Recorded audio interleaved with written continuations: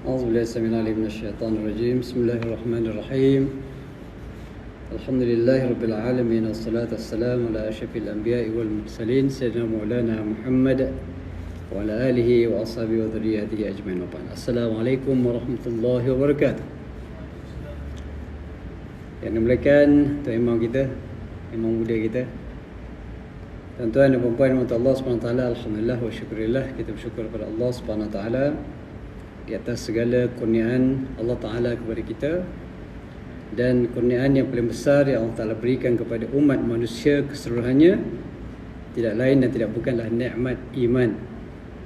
Kerana inilah satu-satu nikmat yang boleh membawa kita, boleh menjadikan kita selamat nanti di hari akhirat, bahkan juga di dunia insya-Allah. Tuan-tuan Allah SWT, hari ini kita lari sikit daripada kitab kita, kitab besar tu. Hari ini tak bawa kitab besar tu, kitab yang berkaitan dengan ensiklopedia solat, tapi masih lagi kita bercerita tentang solat. Apa nak cerita hari ini tentang solat? Tentang hukum solat. Hukum solat semua orang dah tahu. Nak cerita tentang bacaan-bacaan solat, rasanya tak adalah keperluan dia. Cuma malam ni kita akan cerita tentang maqasid as-salat. Mungkin kita selama ni dah solat, tapi kita mungkin tak berapa sedar ataupun tak berapa tahu apakah sebenarnya matlamat ataupun hikmah ataupun kebaikan-kebaikan yang boleh kita dapat daripada solat. Walaupun kita dah solat, mungkin kita ada menikmati ataupun merasai. Kadang-kadang kita rasa, kadang-kadang kita tak rasa kebaikan yang ada dalam solat tu. Tapi hari ini insya-Allah bila kita baca pandangan ulama, huraian yang diberikan oleh para ulama tentang hikmah solat ataupun matlamat ataupun kebaikan solat ini, maka mungkin lepas ini kita akan mula merasa. Kita dah rasa tapi kita tak tahu, tak sedar. Jadi lepas ini insya-Allah kita akan lebih merasai nikmat ataupun merasai kemanisan solat itu sendiri insya-Allah bila kita memahami dengan lebih jelas apakah matlamat, kenapa Allah Taala wajibkan kita melakukan solat. Selama ni kita tahu solat itu adalah wajib. Bila wajib buat dapat pahala, tinggal berdosa. Maka kita pun tak tinggallah solat sebab kita takut dosa. Selesai, hari ini kita solat. Sebab apa? Sebab mungkin kita nak pahala, ataupun yang keduanya kita tak nak melakukan dosa kepada Allah Ta'ala. Ramai orang hanya setakat itu saja yang dia tahu, yang dia yakin. Dan dia solat alhamdulillah, dia tidak tinggal solat. Hari-hari dia solat berjemaah. Pun dia tahu solat berjemaah pahalanya lebih besar daripada solat bersendirian. Dia pun solat berjemaah juga, alhamdulillah. Tapi apakah rahsia di sebalik pensyariatan solat itu? Ini yang kita akan sama-sama bincangkan pada hari ini insya-Allah. Baik tuan-tuan mati Allah SWT, seperti mana kita tahu solat ini adalah satu ibadah yang sangat penting dalam Islam. Dan disebutkan dalam hadis Nabi sallallahu alaihi wasallam, bunyal Islam ala khams. Maknanya Islam itu terbina di atas 5 perkara. Pertamanya syahadati alla ilaha illallah wa anna Muhammadar Rasulullah wa iqamis salah. Ada lagi yang lain, tapi selepas syahadah, selepas sebut la ilaha illallah Muhammadar Rasulullah, lepas iman je, lepas jadi orang tu Islam, maka yang pertama disebut ibadahnya adalah solat. Nak menunjukkan bahawa solat ini ataupun sembahyang ini satu ibadah yang sangat penting di sisi Allah Subhanahu Wa Taala. Dalam hadis lain, ra'sul amri al-Islam wa amuduhu as-salat. Kepalalah segala perkara yang penting dalam Islam ini adalah perkara yang paling penting dalam kehidupan seorang manusia, itu adalah Islam. Tidak ada apa yang lebih penting bagi manusia kecuali dia menjadi seorang Muslim. Maksudnya kalau dia baik macam mana pun manusia itu, kalau bukan Islam, maka dia bukanlah orang yang baik di sisi Allah Subhanahu Wa Taala. Walaupun dia tak buat jahat ke orang, tak mencuri harta orang, tak merompak, tak menipu, tak rasuah, tapi kalau dia bukan Islam, maka dia bukan orang yang baik di sisi Allah Subhanahu Wa Taala. Jadi sebab itulah Nabi menyebutkan bahawa ra'sul amr, kepala disebut kepala sebab pentingnya lah. Kalau tak ada kepala pada badan manusia, tak hidup manusia. Maknanya perkara yang paling penting dalam kehidupan manusia adalah Islam, dan tiangnya adalah solat. Lepas Islam, solat. Ini nak ceritakan tentang kepentingan solat. Sebelum kita pergi kepada maqasid ataupun tujuan matlamat pensyariatan solat itu. Kemudian dalam hadis yang seterusnya Nabi SAW menyebutkan bahawa awwalu ma yuhasabu bihil ibad yaumul qiyamah as-salah. Perkara pertama yang akan dihitung, dihisap, dikira, ditimbang di hari akhirat adalah solat. Bukan benda lain. Solat dulu. Lepas Islam, solat. Ibadah. Lepas jadi orang Islam, antara Islam kafir itu dah berpisah dah. Tapi bila orang tu Islam, artinya dah lepas satu dia punya peringkat tapisan. Lepas tapisan yang pertama lepas antara Islam dan kufur, Islam dan iman dan Islam, iman dan kafir berpisah antara orang yang Islam dan yang bukan Islam. Selepas itu yang paling utama diberikan keutamaan dalam penghitungan adalah as-salah, kata Nabi sallallahu alaihi wasallam. Ini pun satu gambaran juga menunjukkan bahawa solat ini sangat penting. Okey? Dan Nabi meneruskan dalam hadis ini, fa in salahat salaha lahu sa'iru amali. Kalau bagus solat dia, okey, baik solat dia, diterima solat dia, maka akan baiklah seluruh amal-amal yang lain. Maksudnya kalau dia punya perhitungan atau perkiraan, ya, solat ini lepas, sahabat-sahabat tuan-tuan yang dirahmati Allah SWT, maka yang lain pun akan jadi mudah dan senang untuk dihitung. Artinya lebih mudahlah dia punya hitungan dia. Wa in fasada sa'iru amali, dan kalau rosak solat ini, maka rosaklah segala amalan-amalan yang lain, kata Nabi sallallahu alaihi wasallam. Ini menggambarkan bahawa solat ini adalah satu ibadah yang sangat penting di sisi Allah Subhanahu taala. Jadi sahabat-sahabat tuan-tuan dan Allah Subhanahu taala, jadi kita kena berikan perhatian sewajarnya kepada solat ini, ya, kerana kalau tak lepas solat, yang lain pun tak lepas.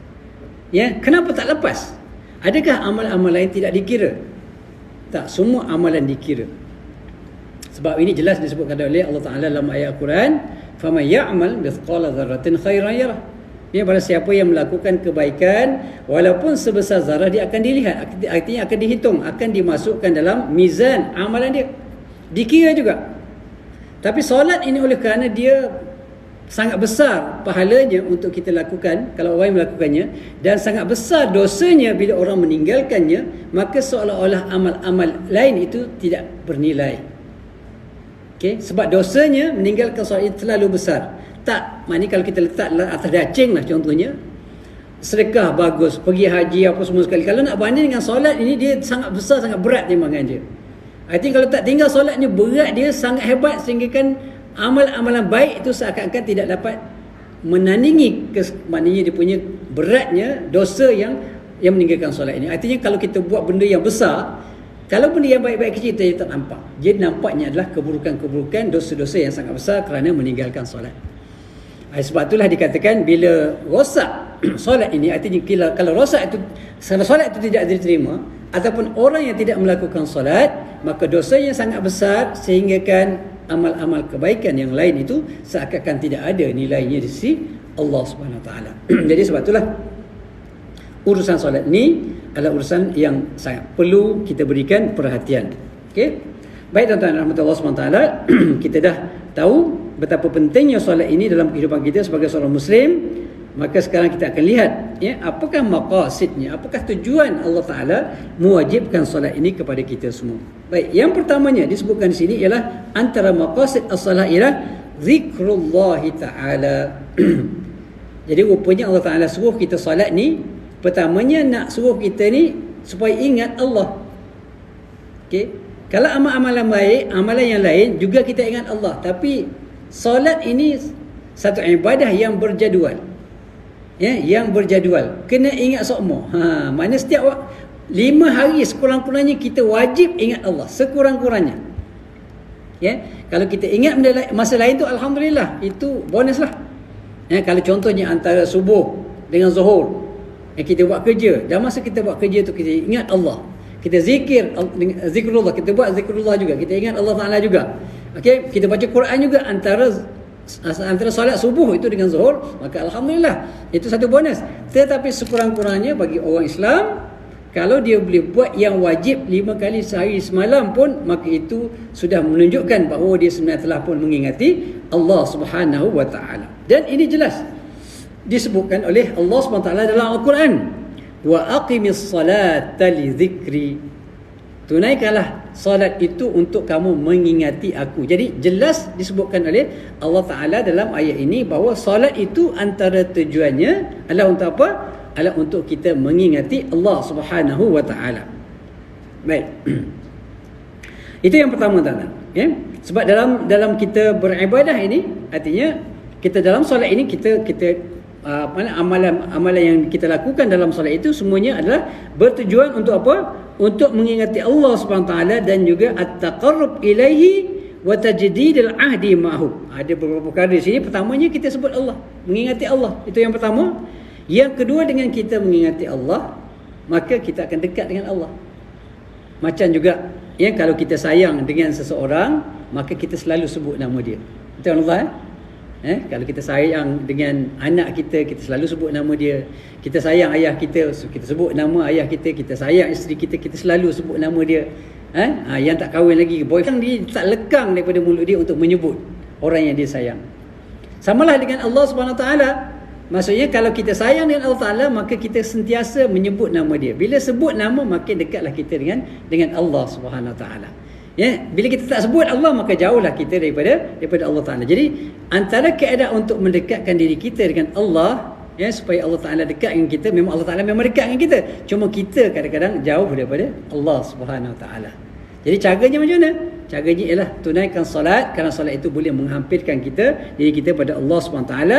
Dan selain daripada itu ialah tajdidul ahdi ma'ahu, artinya memperbaharui kita punya janji-janji dengan Allah Subhanahu Wa Taala. Artinya kita sebenarnya sedang berjanji dengan Allah Subhanahu Wa Taala.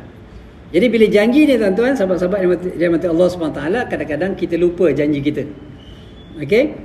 Jadi bila kita solat, kita sentiasa memperbaharui. Kita sentiasa dalam keadaan ingat sentiasa.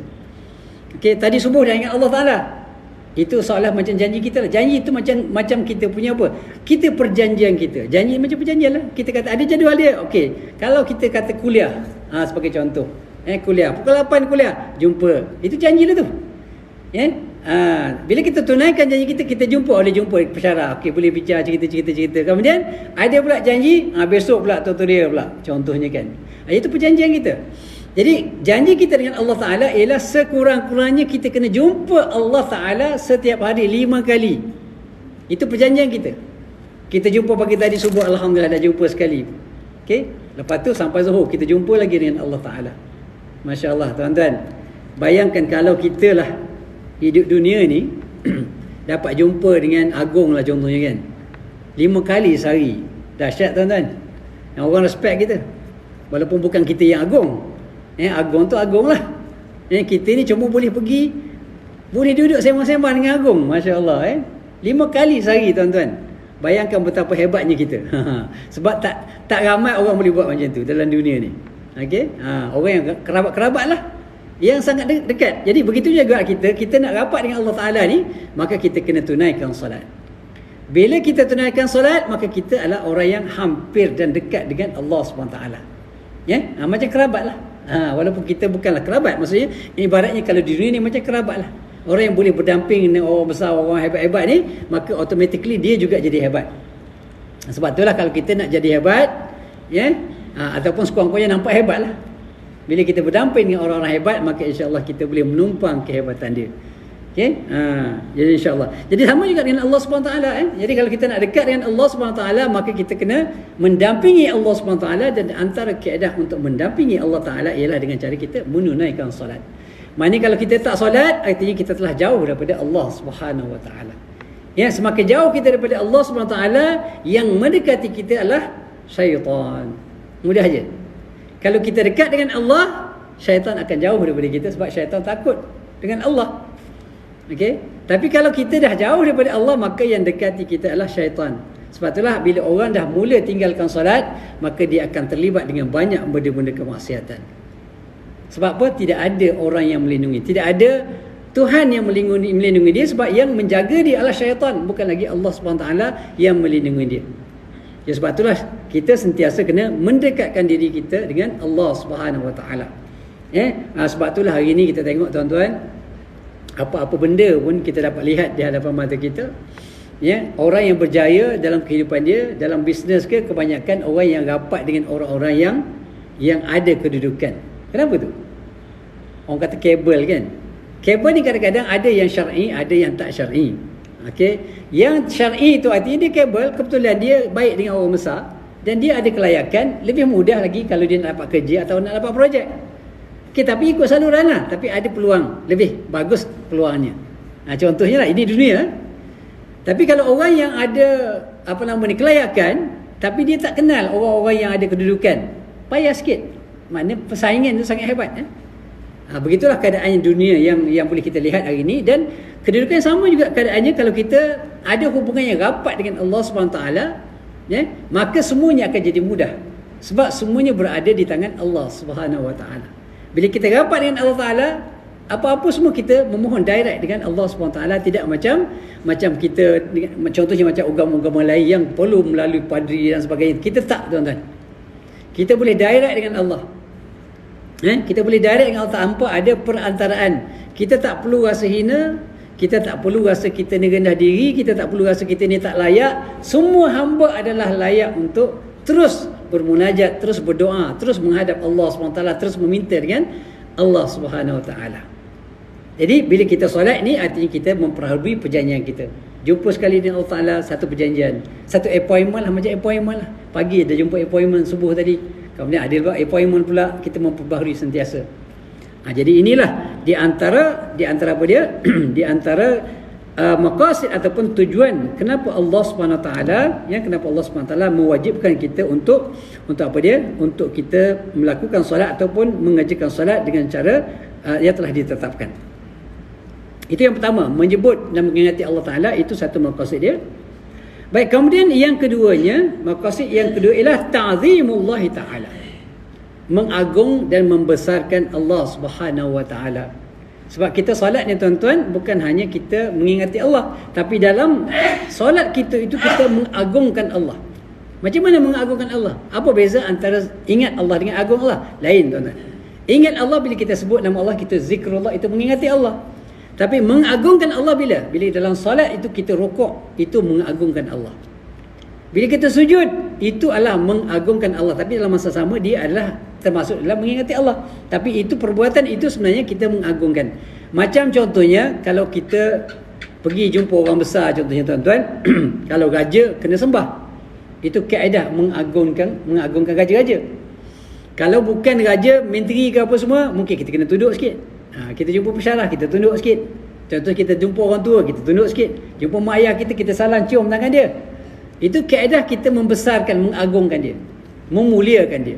Sama juga dalam solat, bila kita solat, maka kita sujud dan rukuk itu, melakukan tasbih, doa dan sebagainya, itu adalah merupakan satu kaedah untuk kita mengagungkan Allah Subhanahu Wa Ta'ala. Sebab apa, tuan-tuan? Kenapa dianggap agung? Kerana kita tak boleh sembah, tak boleh sujud selain daripada Allah Subhanahu Wa Ta'ala. Atas dunia ni, sehebat mana yang manusia, seagung mana manusia, sehebat mana kedudukan dia, hatta mak ayah kita pun haram untuk kita sujud kepada mereka. Walaupun kita disuruh, diperintah untuk taat dan patuh pada mak ayah, tapi sujud tak boleh, tuan-tuan. Sujud hanya Allah Subhanahu Wa Ta'ala saja. Dan kita tak pernah sujud kepada makhluk-makhluk lain kecuali Allah Subhanahu Wa Ta'ala. Tuan-tuan, bagi orang yang merasakan bahawa Allah Ta'ala itu sangat besar, sangat hebat, maka dia sanggup untuk sujud. Sujud ni satu benda yang sangat payah, tuan-tuan. Bukan satu benda yang mudah nak buat. Kita sujud cuma dalam solat saja, ataupun adalah sujud syukur dan sebagainya. Tapi tujuannya tidak lain dan tidak bukan hanya untuk mendapatkan redha Allah Ta'ala, untuk membesarkan dan mengagungkan Allah Subhanahu Wa Ta'ala. Sebab apa, tuan-tuan? Bila kita membesarkan Allah, artinya kita menghinakan diri kita di hadapan Allah.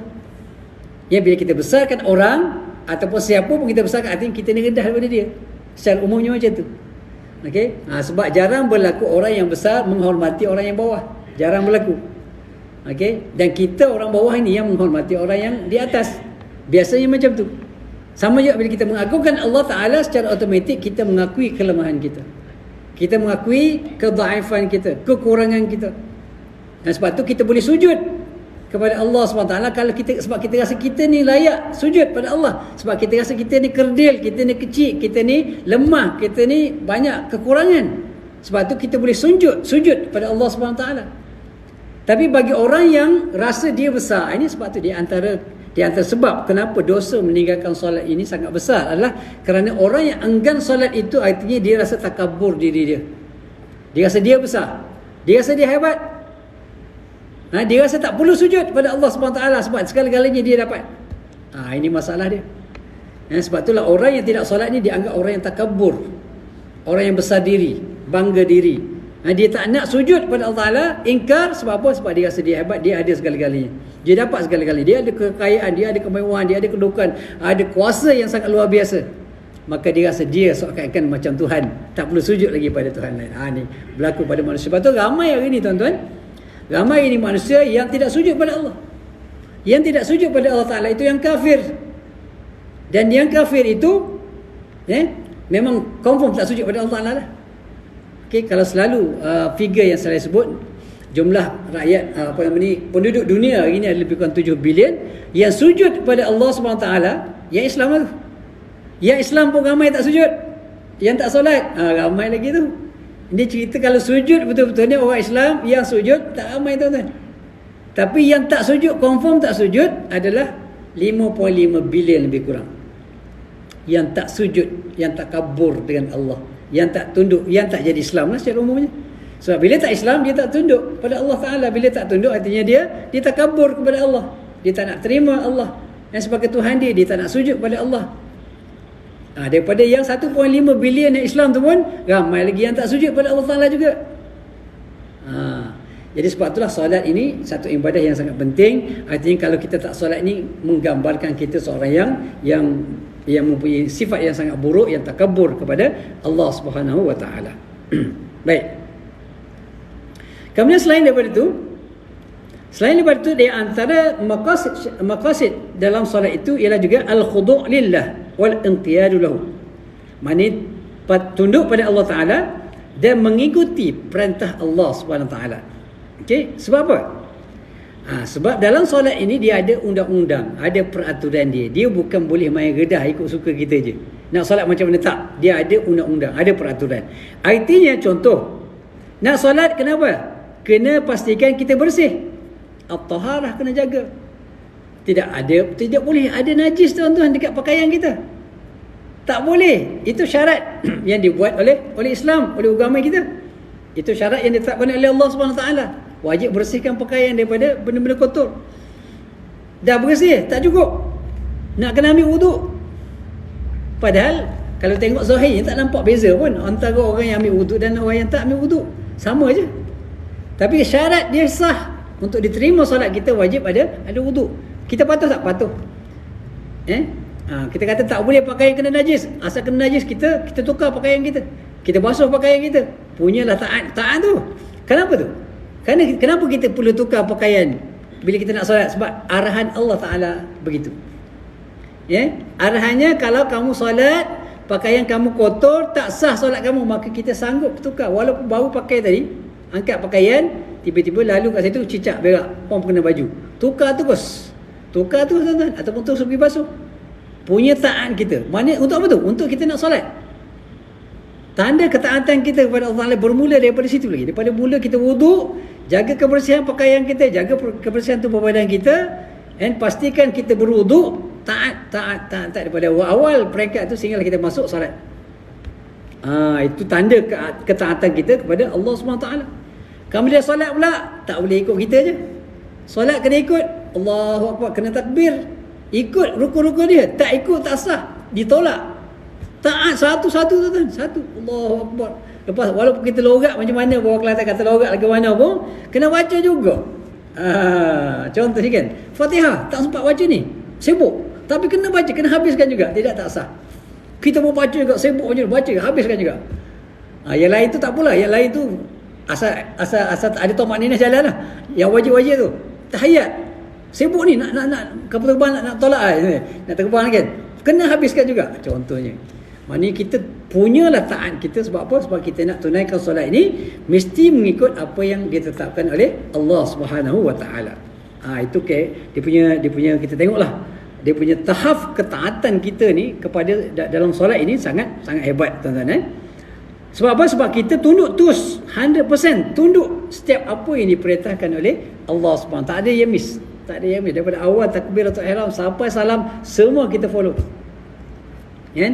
Kita kena wajib ikut imam walaupun kita tak suka imam. Kadang-kadang imam kan tak suka, ada orang tak suka imam. Dia pergi solat, alamak imam ni pula. Dia tak suka tapi dengan berat hatinya dia mengikut imam.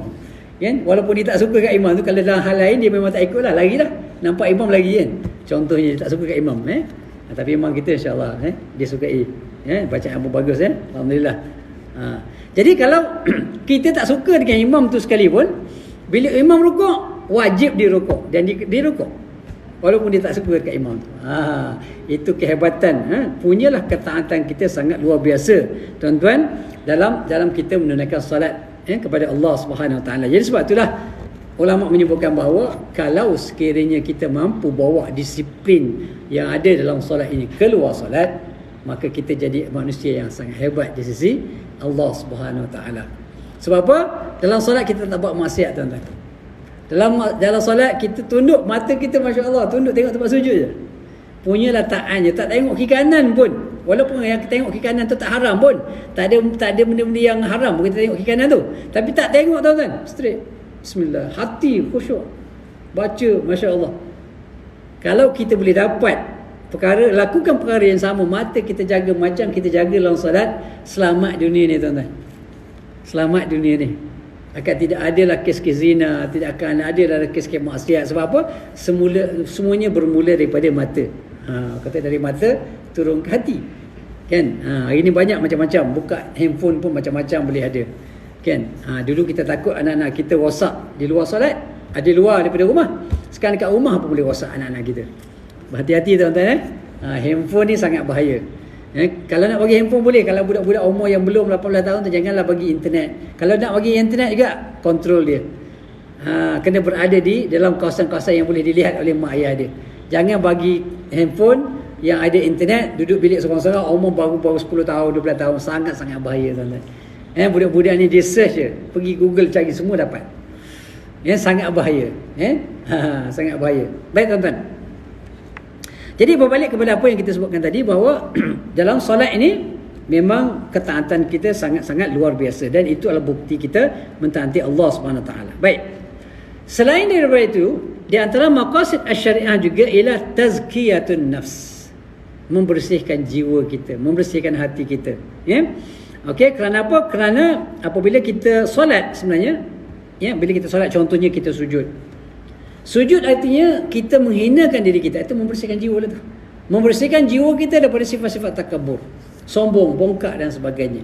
Walaupun kita mungkin ada pangkat besar, walaupun mungkin kita ada duit banyak, bila kita solat, duduk bersama-sama orang yang sama, walaupun mereka mungkin orang miskin, orang yang tak ada kedudukan, tapi bila kita sanggup duduk bersama dalam satu saf, sama-sama sujud, sama-sama rukuk, maka itu tanda kita telah membersihkan jiwa kita sebenarnya.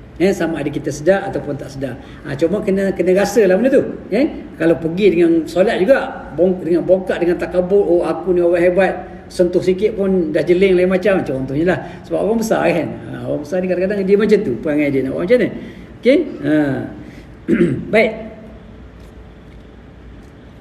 Dalam Al-Quran Allah SWT menyebutkan, huwallazi ba'atha fil ummiyyin rasulan minhum yatlu alaihim ayati wa yuzakkihim wa yu'allimuhumul kitaba wal hikmah wa in kanu min qablu la fi dhalalin mubin. Okey, jadi dalam ayat ini boleh disebutkan antaranya solat itu ialah sehebat-hebat ibadah yang mana ia boleh membersihkan jiwa manusia. Okey, bila kita solat ni tuan-tuan, insya-Allah kalau orang tak solat, dia mungkin ada sombong, ada takabur, ada banyak sifat-sifat yang boleh menyebabkan dia jauh daripada Allah SWT. Tapi dengan solat ni insya-Allah hati kita akan bersih. Bila solat, kita akan rasa ketakutan kepada Allah Ta'ala. Kita nak buat dosa pun, kita berhati-hati. Bila kita solat, kita nak mengata-ngata pun kita akan rasa lebih berhati-hati. Kita nak buat dosa pun kita akan lebih berhati-hati. Artinya hati kita makin bersih lah tu. Itu tanda hati yang bersih. Tapi kalau kita tak solat tuan-tuan, serabut. Macam-macam pemikiran akan datang, benda-benda jahat, benda-benda haram akan sentiasa datang dalam pemikiran kita. Tapi kita solat, benda itu semakin hari semakin jauh. Semakin bagus solat kita, semakin berkualiti solat kita, semakin kuat kita punya sensor. Mana kita rasa sangat dikatakan prihatin tentang benda-benda yang haram. Kita akan rasa berat benda-benda yang haram walaupun dia hanya dosa-dosa kecil. Sebab apa? Sebab jiwa kita dah bersih. Okey, jiwa bersih ni dia contoh macam ni lah tuan-tuan. Contoh mudah. Kalau kain yang putih, kalau ada hanya setitik benda yang kotor, dia cepat nampak. Berbanding dengan benda kain yang hitam. Kain hitam kalau setumpuk benda haram, benda dosa pun dia tak nampak macam satu dosa. Sebab apa? Dia dah hitam gelap. Gelap gelemak. Kita kata dah. Gelap gelemak. Okey, contohnya. Dah gelap sangat. Jadi benda yang hitam tak nampak. Okey, tapi kalau pakaian yang putih, sama juga dengan hati kita tuan-tuan. Hati kita ni, kalau hati kita bersih dengan solat yang kita lakukan hari-hari, kita lakukan solat dengan penuh ketaatan kepada Allah Ta'ala, maka dia boleh nampak cepat. Dia akan terasa kekotoran itu, dia cepat merasa. Dan dia cepat-cepat menjauhkan daripada kekotoran tersebut. Itulah di antara kaedah untuk kita membersihkan jiwa kita. Kalau kita rasa ada sombong, ada rasa takabur, ada rasa riak, ada rasa besar diri dan sebagainya, maka antara kaedah yang baik untuk membersihkannya ialah dengan cara kita memperbanyakkan solat. Solat ini boleh membersihkan hati kita, insya-Allah. Baik. Kemudian selain daripada itu juga tahdzibul akhlaq. Tahdzibul akhlaq, artinya mendidik akhlak kita. Sebab apa? Bagaimana dia mendidik akhlak? Kerana ini disebutkan oleh Allah SWT dalam Al-Quran. Yang kini biasa kita baca ayat ini, wa aqimis salah innas salata tanha 'anil fahsya'i wal munkar. Okey, dirikan solat kerana solat itu boleh mencegah daripada perkara keji dan mungkar. Perkara keji dan benda-benda dosa semua adalah perkara yang keji. Mungkar ini perkara yang dilarang oleh Allah Subhanahu Wa Taala. Artinya bila orang itu meninggalkan perkara-perkara yang buruk, maka dia orang yang berakhlak lah. Mudah aja. Okey? Sebab perbuatan kita ni semuanya berkaitan dengan akhlak kita. Kita bercakap dengan orang tua dengan penuh hormat, maka itu tanda akhlak. Okey, itu tandanya kita berakhlak. Okey, maknanya kalau kita tidak buat benda yang haram, maka kita berakhlaklah di sisi Allah Subhanahu Wa Taala. Jadi solat ini sebenarnya dia ada kemampuan untuk menghalang kita daripada buat benda-benda yang diharamkan oleh Allah Subhanahu Wa Taala. So bila kita tinggal perkara haram, maka kita adalah dianggap sebagai orang yang berakhlak. Bila orang tak solat, orang tu tidak berakhlak, tidak dianggap orang yang berakhlak. Berakhlak dengan siapa? Berakhlak dengan Allah Taala. Dan dia punya image pun tidak bagus. Okey, contoh beginilah. Contoh begini. Kalau kita nak, katalah kita ni sebagai majikan, kita nak interview orang untuk bekerja. Contohnya antara perkara yang dilihat adalah akhlak. Akhlak tu macam mana? Kalau orang yang bersolat, maka itu sebahagian daripada ciri-ciri akhlak. Ciri orang berakhlak itu adalah dia sentiasa tunduk dan patuh kepada perintah Allah SWT. Itu akhlak. Okey? Contohnya dia akan jaga perkataan dia, akan jadi orang yang amanah, dia tidak khianat. Maksudnya dia tidak curi tulang kata orang bekerja. So inilah di antara orang yang perlu dia ambil sebagai pekerja, sebagai contoh. Dan kita nak bekerja pun kita kena jadi orang yang berakhlak lah. Dan kita masuk kaedah cara kita masuk, cara kita bercakap, cara kita buat presentation kalau kita kena buat presentation dan sebagainya. Semua itu tanda-tanda akhlak kita. Jadi solat ini, tuan-tuan, Allah SWT, sama ada kita sedar tak sedar, sebenarnya dia sebenarnya mampu menjauhkan kita daripada melakukan perkara-perkara keji dan mungkar. Keji dan mungkar macam saya sebutkan tadi lah, apa-apa perkara yang diharamkan, dia akan ada kekuatan walaupun kita tak sedar. Berbeza dengan orang yang tak solat. Orang solat dia akan jaga banyak benda. Okey, sebab kadang-kadang dia akan ada rasa malu nak meneruskan perbuatan yang haram. Sebab apa? Sekarang dia solat maghrib. Lepas solat maghrib dia keluar. Dia pergi shopping kompleks, pergi Ion dan sebagainya. Kalau orang solat, dia akan cuba sedaya upaya untuk jaga mata dia. Itu antara akhlak tu. Itu akhlak tu. Okey? Kalau lepas orang solat, dah kepiah, melilau tengok perempuan atas bawah, itu bukan akhlak nama dia. Dan biasanya kalau kita orang surau, orang masjid yang tuan-tuan, kita jaga benda tu. Kenapa? Karena solat kita. Bukan kita takut mani ke orang, tak. Tapi dia secara natural jadi macam tu. Bila kita solat ni, dia ada sensor yang kuat. Dan solat juga, bila tak munasabah rasanya kalau kita tengah-tengah, baru lepas solat duduk sembang-sembang, duduk mengumpat orang, mengeji orang, mengata orang. Tak munasabah rasanya. Tak kena. Dan kita akan rasa benda tu bersalah. Satu-satu kesalahan. Okey? Begitu juga kalau kita dah solat tapi dalam masa yang sama kita ada peluang untuk memberi rasuah ataupun mengambil rasuah atau memberi rasuah, insya-Allah kita tak akan buat, tuan-tuan. Sebab apa? Sebab solat kita tu.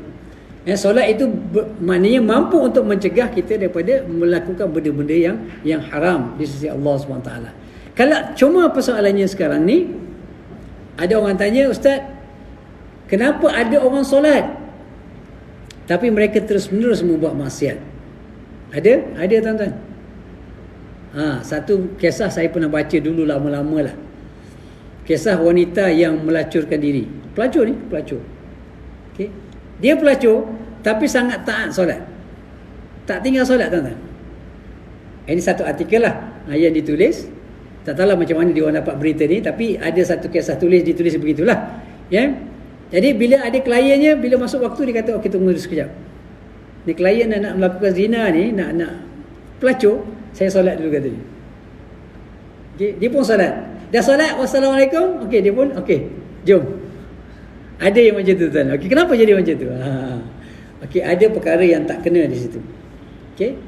Sebab benda yang kita biasa buat, tak kiralah apa benda pun, dia menjadi rutin.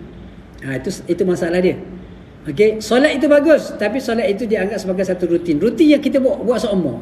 Benda yang kita buat sentiasa hari-hari, kita akan rasa tak selesa kalau tak buat.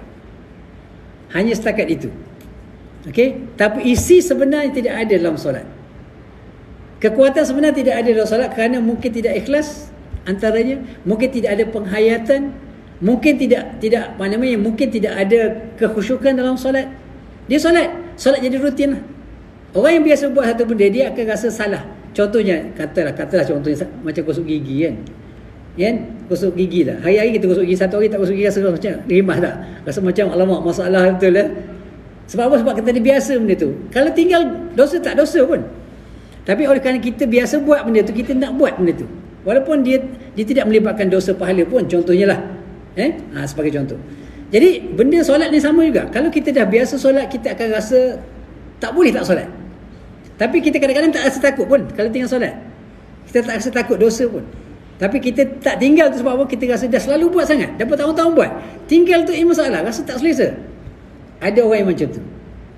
Jadi kenapa dia tidak mampu untuk meninggalkan solat, meninggalkan kemaksiatan? Kerana ada beberapa faktor yang lain. Antaranya sebab solat itu mungkin tidak diterima oleh Allah Subhanahu Wa Taala. Sebab janji Allah itu betul. Allah kata dalam Al-Quran, inna salata tanha 'anil fahsya'i wal munkar. Solat itu memang boleh mencegah manusia daripada melakukan perkara keji dan munkar. Sepatutnya boleh. Tapi kenapa tak boleh? Dia ada beberapa kaedah. Okay? Kalau solat itu diperbaiki, dia terus solat, tak apa. Maknanya jangan pula kata, kamu ni berzina, kamu ni pelacur, kamu ni solat, buat apa biar tak solat? Tak boleh juga. Solat, zina, dua perkara berbeza. Okay? Biar dia solat. Sebab solat itu walaupun tak terus menerus ataupun tidak secara serta-merta mencegah orang daripada melakukan kemungkaran, bila dia solat berterusan, dia akan timbul kekuatan. Kekuatan itu datang sedikit demi sedikit. Dia tidaklah bila solat ya terus jadi maksum. Tak ada kan. Bila solat ya semua jadi baik. Sekali solat semua jadi baik belaka. Jadi soleh semua tak. Dia datang secara beransur-ansur. Mana kalaupun dia buat maksiat, kalaupun dia orang yang jahat, membunuh orang ke sebagainya lah, dosa-dosa yang berbagai-bagai itu, kalau dia solat dan dia buat jahat dalam masa yang sama, jangan kita kata kamu tak guna solat. Jangan. Solat itu tadi berbeza. Solat itu kena buat. Solat itu akan ditanya oleh Allah SWT. Solat itu adalah amalan yang paling utama ditanya oleh Allah SWT. Dosa-dosa bab lain. Solat lah. Kalau akhirat nanti, bila dia solat, dia masih dosa solat, solat tidak ada sebab dia dah solat. Dia semayang. So Allah Ta'ala tak akan tanya lagi, kenapa kamu tak semayang? Sebab dia memang semayang. Rekodnya ada, dia semayang. Yang kamu buat maksiat, dia maksiat bab lain. Maksiat ni hisab dia perhitungan lain pula. Yang berzina tu bab lain pula. Adalah dosa dia. Tapi kalau tinggal, dah lah buat maksiat, tak solat pula, bergandalah dosa dia. Jadi sebab itulah saya yakin kalau betul lah kisah itu yang diceritakan itu, ya, kalau pelacur pun taat solat, maka dia kena solat berterusan. Dia terus solat, insya-Allah lama kelamaan dia akan meninggalkan amalan yang buruk. Dan mungkin juga kadang-kadang ada juga dalam kes kita tertentu orang yang terpaksa. Dia bukan nak, dia tak nak, tapi tak ada pilihan. Ada juga. Tapi kita serah pada Allah Ta'ala lah hukumnya. Kalau dalam keadaan tertentu lah, memang kalau kat Malaysia ni tak berlaku lah. Kat Malaysia ni tak berlaku. Ada orang kata, ada pernah lah, ada seorang quote and quote ustazah lah. Ini pun Satu perkara yang amat duka cita lah, kalau betul lah kisah ni. Seorang ustazah yang agak famous juga lah mengatakan bahawa okey untuk melacur, boleh melacurkan diri kalau terpaksa. Kalau kat Malaysia ni tak boleh pakai lah.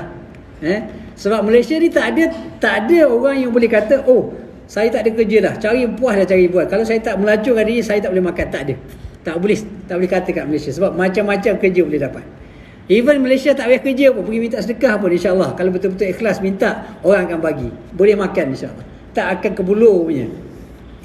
Jadi nak jadikan alasan pelacuran itu kerana terpaksa, kalau di Malaysia ni memang tak boleh diguna pakai lah. Pendapat itu tidak boleh diguna pakai. Baik tuan-tuan dan Allah SWT, kita dah masuk isyak dah? Belum? Banyak lagi ke? 3 minit lagi? Okey, 3 minit ni boleh slow-slow untuk landing lah. Baik. Seterusnya kita baca satu lagi. Okey, ada 2 je lagi. Kita baca secara ringkas insya-Allah. Yang ke seterusnya ialah jala al-ham wal gham wal huzn. Okey, ini kaedah juga untuk kita elakkan diri kita daripada terus-menerus berada dalam kedukcitaan. Kalau kita stres nak exam contohnya, banyakkan solat. Ada orang stres kat exam kan, student-student kita. Ataupun kita kena marah dengan ayah, mak kan. Mak kan bebel je mak ayah contohnya kan. Kita pun stres kat adik-adik kan. Stres kan. Ambil wuduk solat insya-Allah. Mudah-mudahan stres akan hilang. Okey, kalau kita ada masalah dengan isteri kita, dengan suami kita, sama juga. Ada masalah keuangan ke, ambil wuduk, minta dengan Allah Taala, kerana Allah Taala sebut dalam Al-Quran, a'udzubillahi minasyaitanir rajim, ya ayyuhalladzina amanu ista'inu bis-sabri was-salah innallaha ma'as-sabirin. Wahai orang beriman, pohonlah pertolongan dengan sabar dan solat. Sabar dan solat. Allah Taala bagi tahu cara dan kaedah macam mana kita nak selesaikan masalah yang kita hadapi.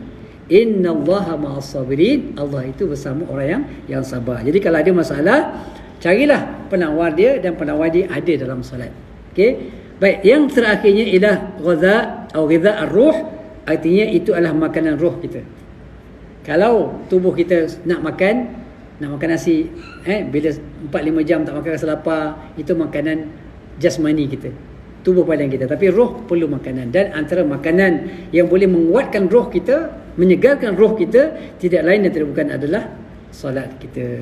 Jadi tuan-tuan, Allah SWT, adik-adik, anak-anak, okey, itu saja yang dapat kita bersama pada malam ni. InsyaAllah antara perkara-perkara yang boleh kita fahami, okey, tentang maqasid as-salah ataupun tujuan matlamat solat. Dan solat ini tersembunyi rahsia-rahsia yang sangat banyak kebaikan-kebaikan yang kita dapat peroleh kalau kita tunaikan solat dengan penuh ketaatan, dengan penuh keikhlasan dan dengan penuh kekhusyukan insya-Allah. Jadi itu saja untuk renungan kita pada malam ni. InsyaAllah mudah-mudahan ada kebaikannya yang baik daripada Allah SWT yang lemah Al-Quran, Al-Quran sendiri, minta maaf banyak-banyak.